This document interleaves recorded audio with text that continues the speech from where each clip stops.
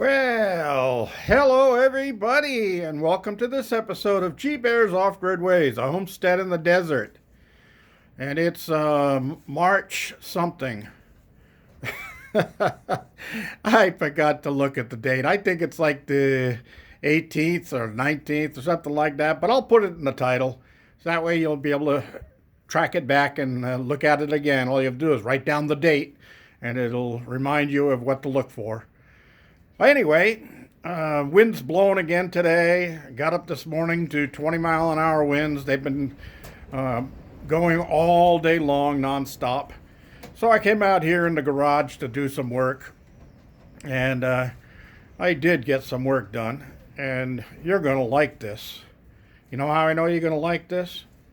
Because you're just like me, and I like this. I took a bunch of junk that I had accumulated, including wood and hardware cloth and hinges and handles and knobs and all kinds of stuff. Just stuff that I had picked up and said, I'll use that someday, and threw it into the junk drawer. And even the wood, I was taking down a patio cover, and all the slats in the patio cover were redwood. And I said, you know what? I can probably build something with those. I'll take them all. So I brought them home here. And they've been sitting and stacked in my way for a while. But today I had an idea. I was looking at my new chicks on the homestead here. And they're in that little cat carrier, using that for a cage right now. But it's kind of cramped in there. And they've only got a little cardboard box for a house. And I wanted to put a tray full of sand in there so that they can get into the sand and give themselves a bath if they want, things like that. And they also use sand, which is like grit, to help grind up the food in their stomach, so it helps them with digestion. So you always want to have some sand in your, either in your chick coop or your chicken coop.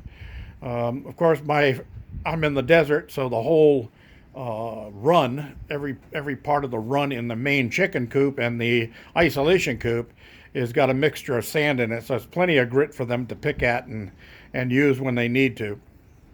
But for baby chicks, you want to put a little tray, maybe about an inch deep of just play sand that you can buy at Home Depot, and let them get into that sand and get used to giving themselves a bath and things like that.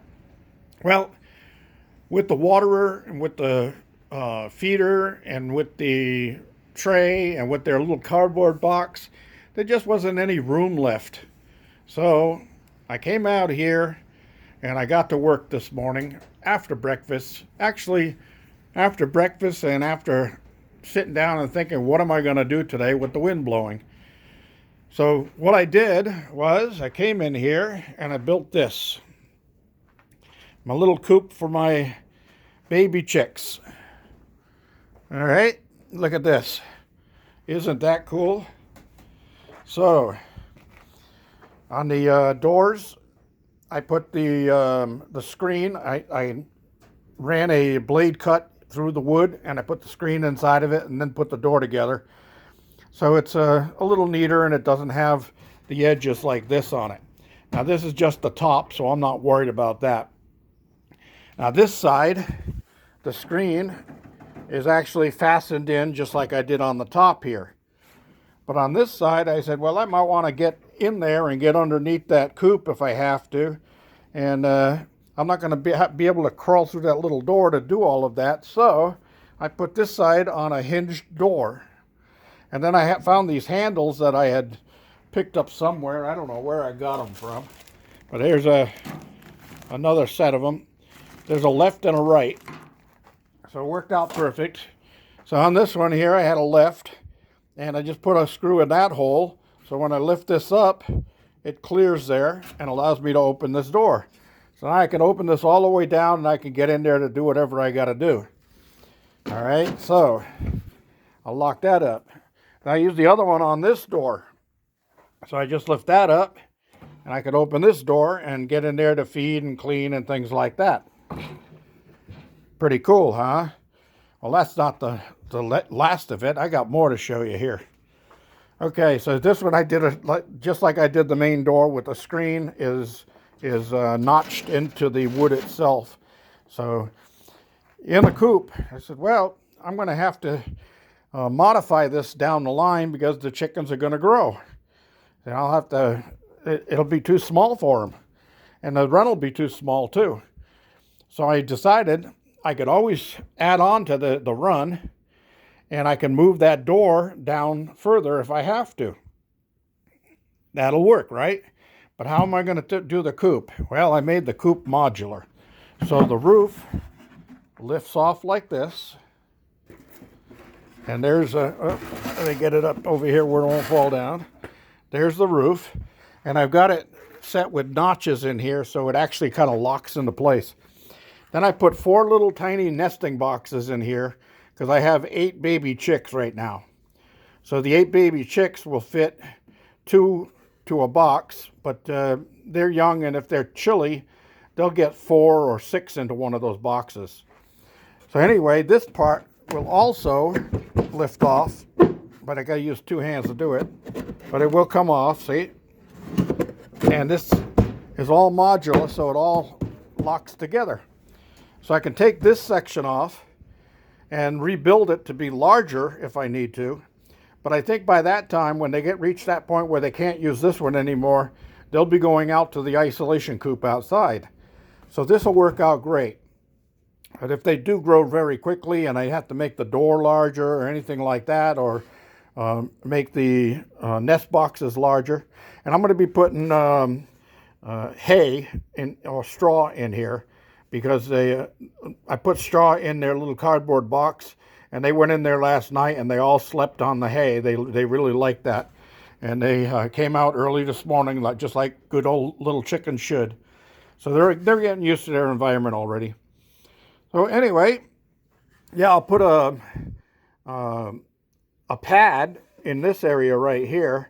I've got some this kind of a foam rubber type thing. It's only about 3/8 of an inch thick. I'm going to cut a piece that goes right into the bottom here, so it's soft on their legs and it's easy to take out and clean.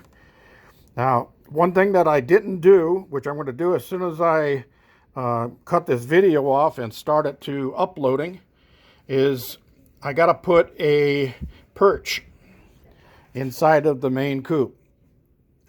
I'm not going to put one inside of here yet, because it'll just be something that'll be in the way.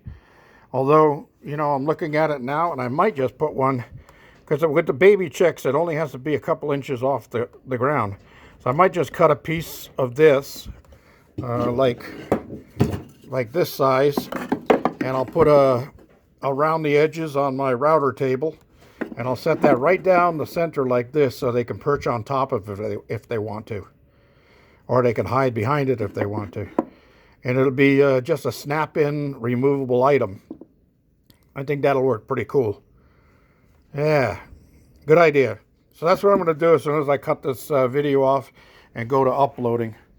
And then I'll have a perch inside of here, which is that's 1.5 inches. That's high enough for them. And then I'll put another one out there, running across that way or running across that way. I think I'll do it from along that side, a big long one, just so that they can line up there with their backs to the wall. Chickens like to feel secure on their perch, so they like to have their backs covered behind them. So I think I'll do it over on that side because of the wood that's there. That'll give them a little bit of protection. So that's it, everybody.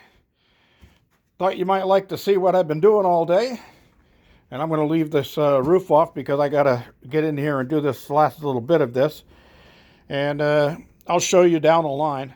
Now, these knobs and all this stuff, this is all stuff that, even the piano hinge, this is all stuff that was thrown away in junk piles. And I picked it up and said, hey, I can use that someday.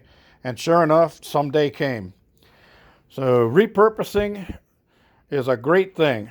Why not, right? All the wood, all the wire. The wire came from the people whose house I was helping clean up after they passed away. And the knobs, the handles, I found those in a junk pile in the desert. I don't know what they came from. Somebody bought something and they didn't need those handles or didn't want the handles. So I've got them. Cool. All right, everybody. Thanks for joining me. Don't forget to give me a thumbs up down there. Don't forget to subscribe if you haven't already. We've gone over the 4,600 mark now. Thank you all for that. Let's move on to 47. We're almost to 5,000. That's my goal. I want to get to that 5,000 and then go on from there. All right, everybody. Thanks for joining me. G Bear signing off.